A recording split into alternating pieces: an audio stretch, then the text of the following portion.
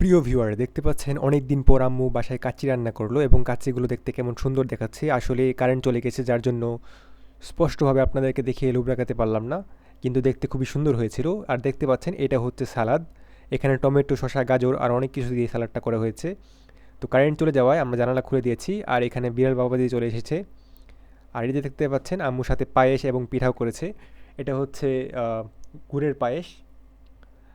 এই যে দেখতে পাচ্ছেন আম্মু এবার সালাদ মেশানো শুরু করেছে, কারণ সালাদ ছাড়া যদি আপনারা কাচ্চি বিরিয়ানি খান আপনাদের একটু পরেই বদহজম হবে কিংবা গ্যাস হতে পারে পেটের মধ্যে। যার জন্য আপনারা অবশ্যই খেয়াল রাখবেন যেন আপনাদের খাবারের তালিকায় সালাদ থাকে। সালাদ অনেক সময় ভাজা পোড়া বা বড় ধরনের ভারী খাবারের সাথে খেলে সেটা অনেকটা অ্যাডজাস্ট করে নিতে পারে আমাদের শরীর। আমরা কিন্তু অনেকেই রেস্টুরেন্টে গিয়ে এরকম একটি সুন্দর দারুণ কাচ্চি খাওয়ার জন্য হাঁ করে বসে থাকি।